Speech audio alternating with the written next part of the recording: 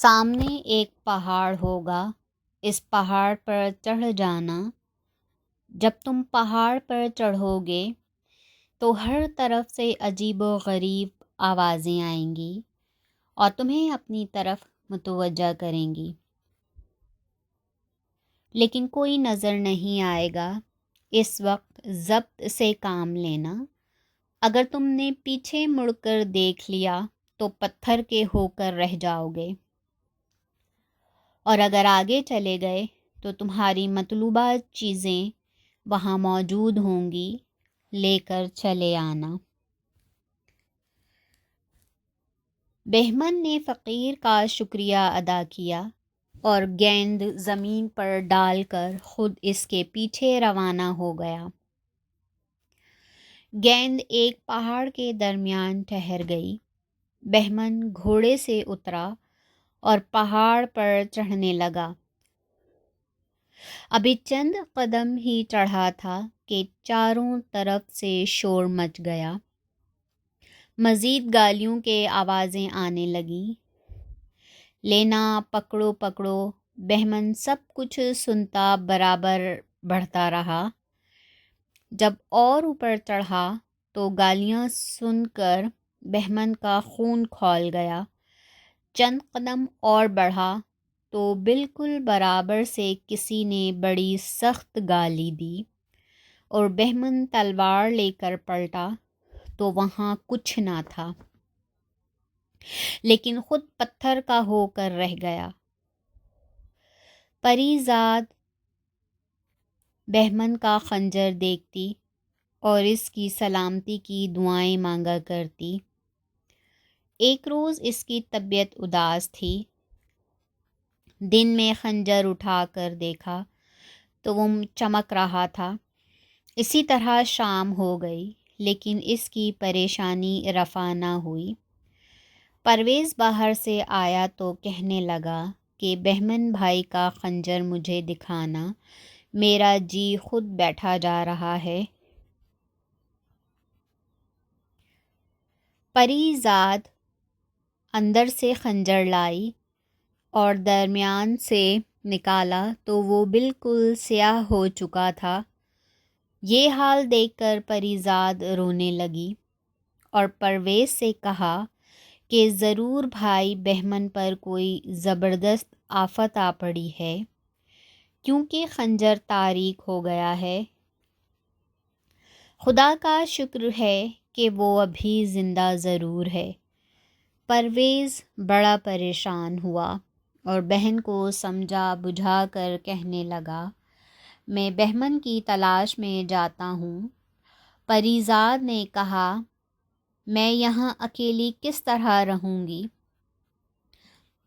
پرویز کہنے لگا کہ میں تمہیں خدا کے سپرد کرتا ہوں، لیکن سوچو اگر اس وقت بہمن کی مدد نہ کی گئی تو اس کا کیا حشر ہوگا۔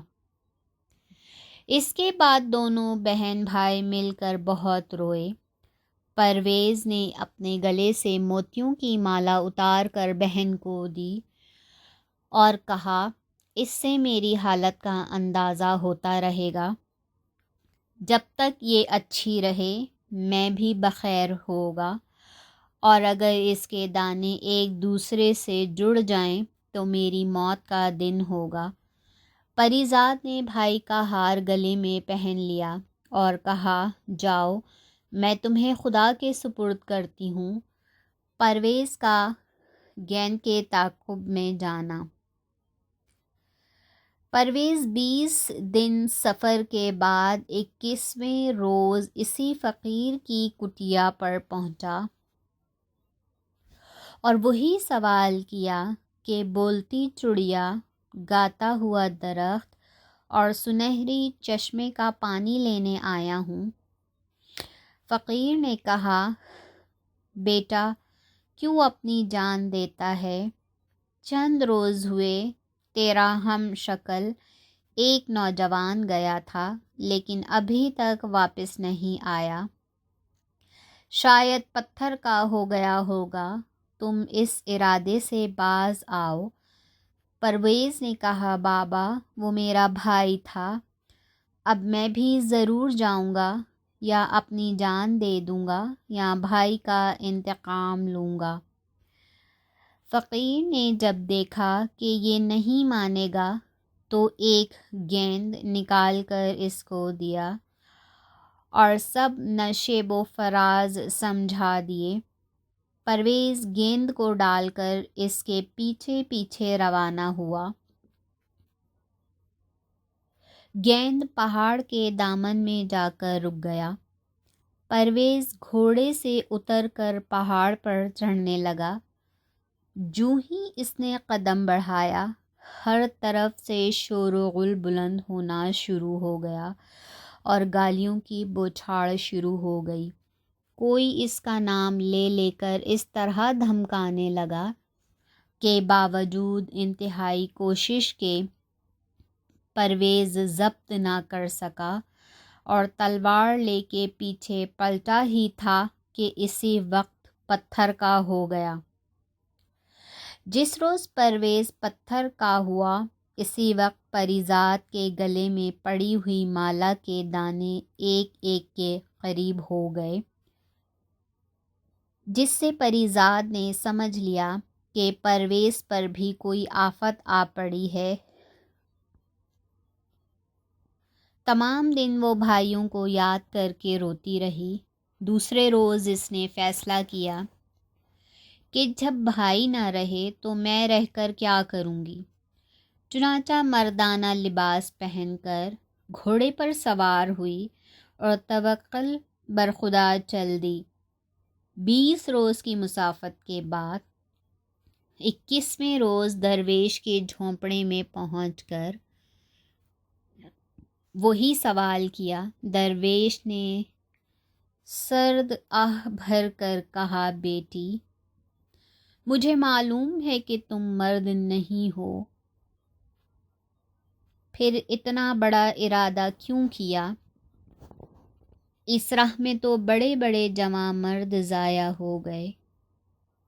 پری زاد نے ہاتھ باندھ کر کہا، بابا، ابھی چند روز ہوئے، میرے 2 بڑے بھائی آ کر یہیں کھپ گئے۔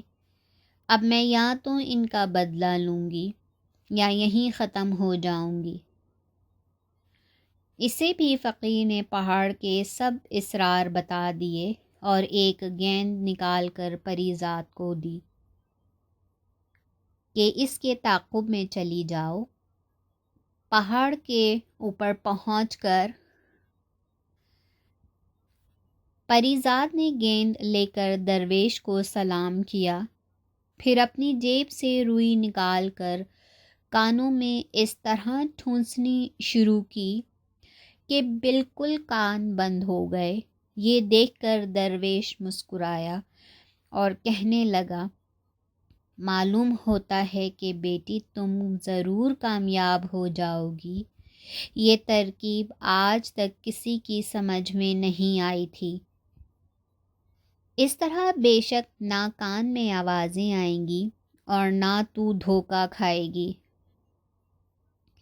جاؤ، خدا تمہاری مدد کرے۔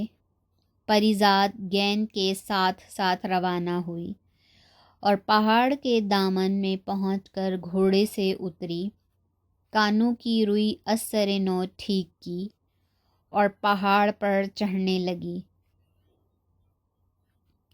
ہر طرف سے آوازیں بلند ہوئیں، لیکن پری زاد کے کان بند تھے، کچھ سنائی نہ دیتا تھا۔ وہ بے خطر پہاڑ کی چوٹی پر پہنچ گئی۔ وہاں ایک چڑیا کا پنجرا لٹک رہا تھا۔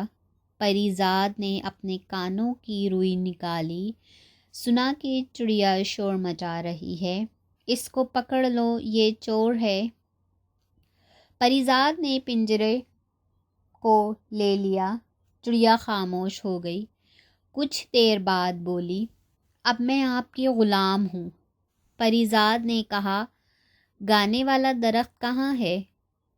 چڑیا نے اس کا پتہ بتا دیا اور کہا، اس کی شاخ توڑ لو، وہی کافی ہے۔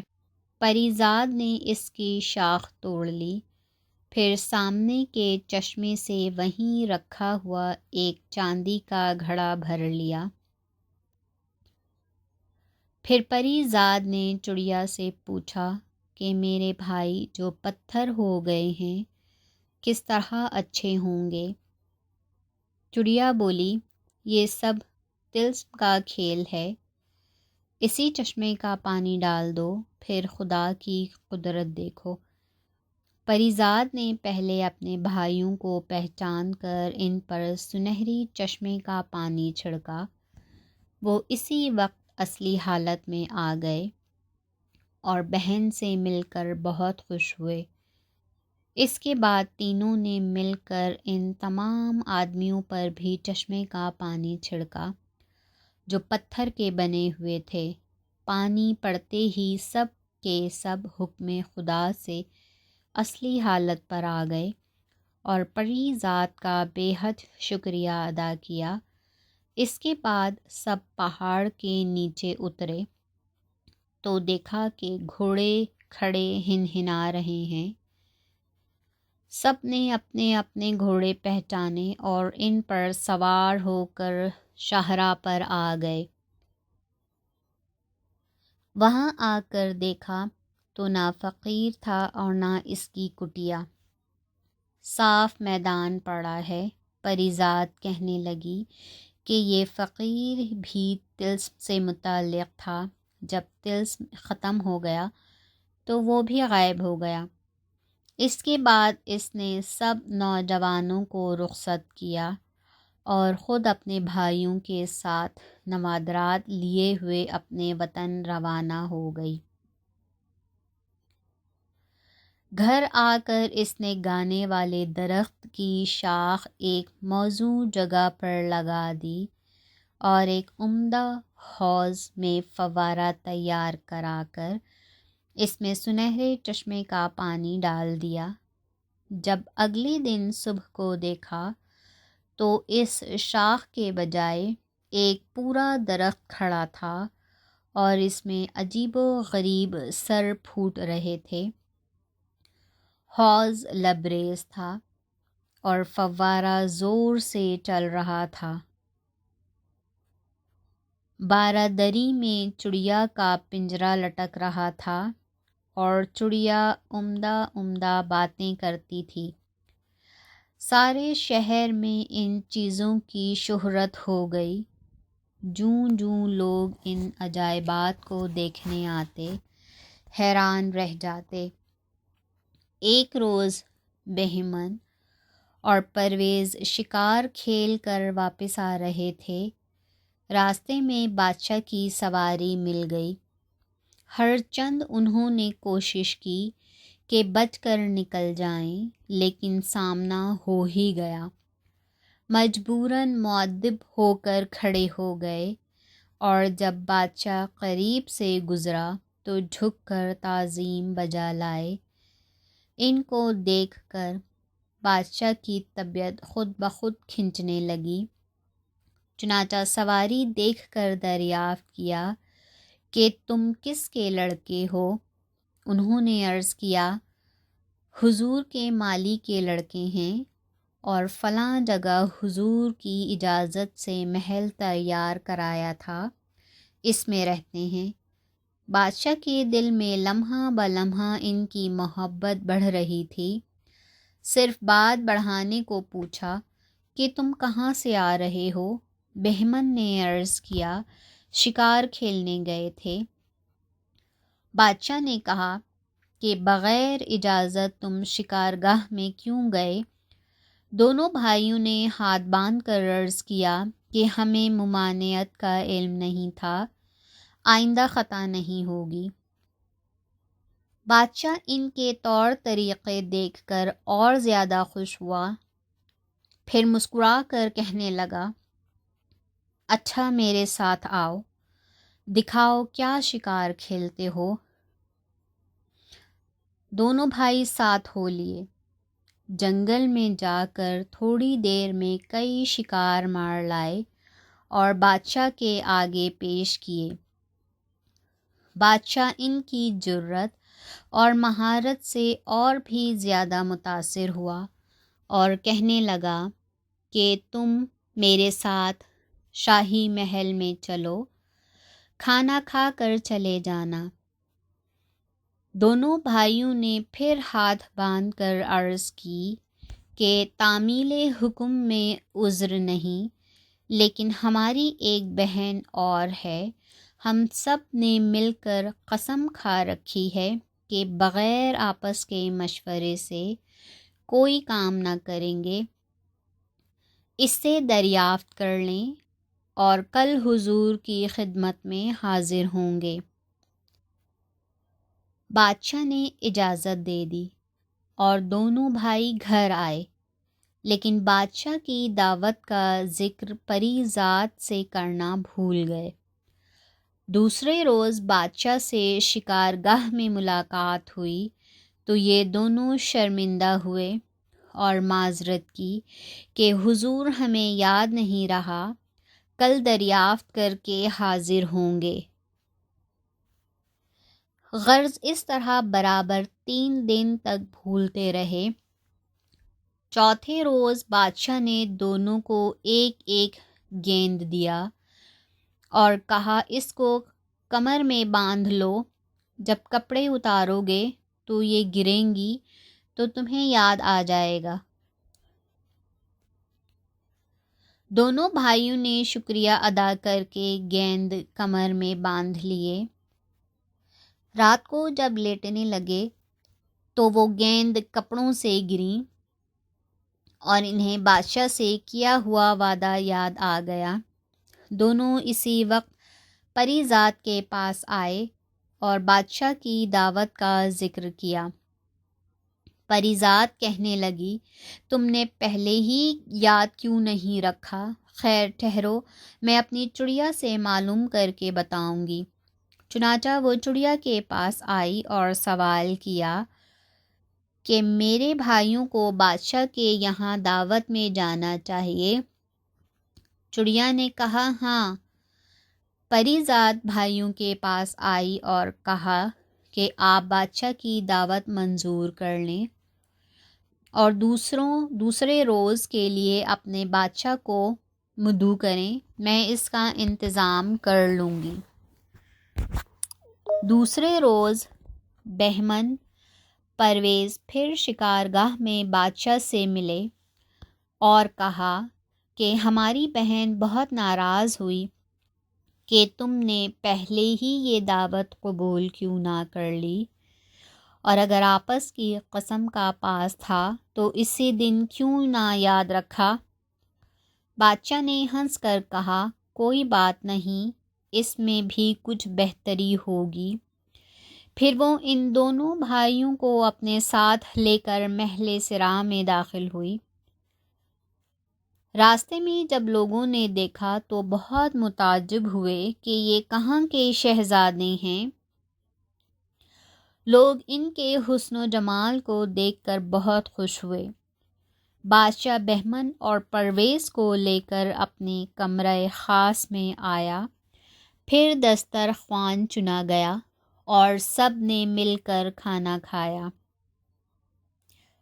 بادشاہ کی یہ حالت تھی کہ اس کا جی چاہتا تھا کہ یہ دونوں ہر وقت میری نظروں کے سامنے رہیں۔ جب تک کھانا کھایا جاتا رہا، بادشاہ برابر کن اکھیوں سے دونوں بھائیوں کو دیکھتا رہا۔ کھانے کے بعد محفل رقص و سرور منعقد ہوئی۔ غذرات تک دونوں بھائی بادشاہ کے مہمان رہ کر رخصت ہونے لگے تو دست بدستہ درخواست کی کہ کل جب حضور شکار سے واپس ہوں تو ہمارے غریب خانے کو بھی عزت بخشیں۔